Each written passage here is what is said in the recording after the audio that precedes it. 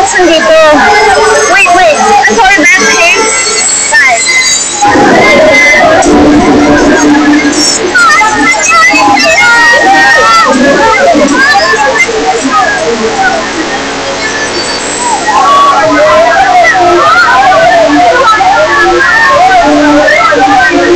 my gosh!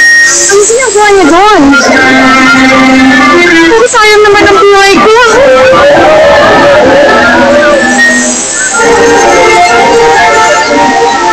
Hindi na ako mapapakamatay.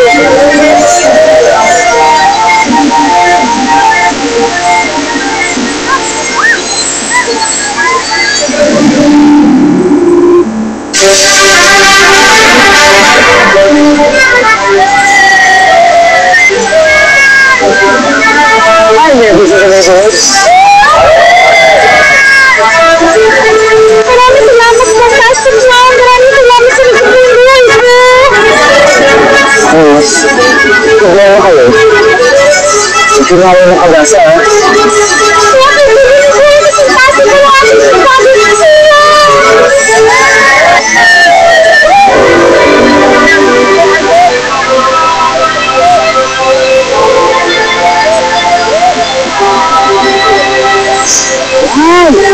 Saan ka na?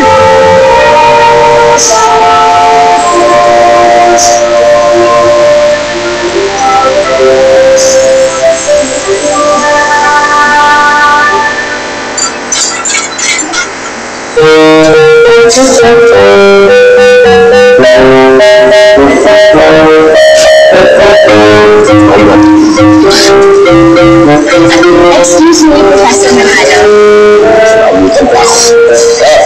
It's you. Hello, Professor. Kinukulit na kasi ako ng boss ko. Natanggap niyo ba ang proposal? Meron talaga tayong proposal, Kate? Ha? Ano ko? Parang wala eh. Meron din, ha? Wala kami ang tanggap na proposal. Talaga? Ano nangyari yun? Anyway, pumayag na ang foundation para sa extension ng deadline at magdadagdag pa kami ng funds para mas mapabilis ang paggawa mo ng regenerator. Oh, that's good news, ha? Pero,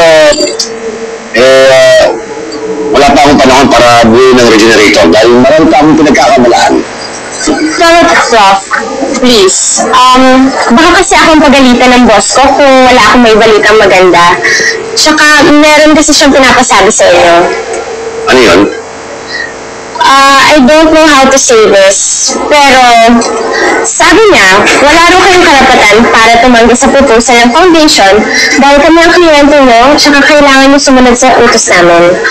Ano ba? Boss, ano sabi sa boss mo? Kasi niya, sino pa rin mag-invest? At kung invest niya para sa regenerator, ang foundation niya, ibabalik ko lahat. At pwede ba?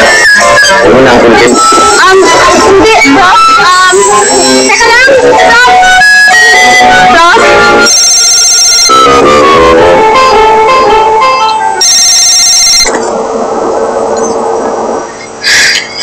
Hello, boss? Opo, sige. Papunta na ako dyan.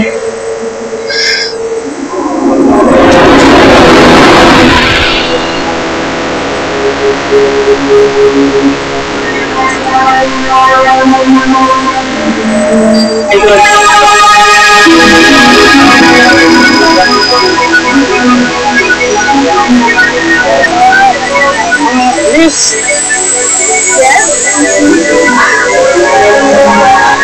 Fantastic Man! Ikaw pala yung nababalitaan ko sa Fantastic Man. Ang galing-galing mo nga talaga. Salamat po, gano'n.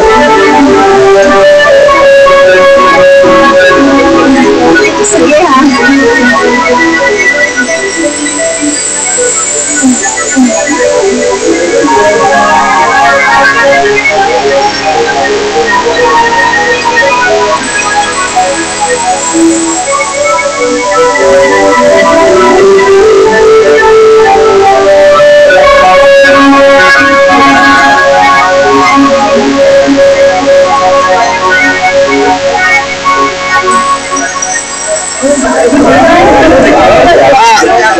Margaret! Tuloy-tuloy ang fantastic adventure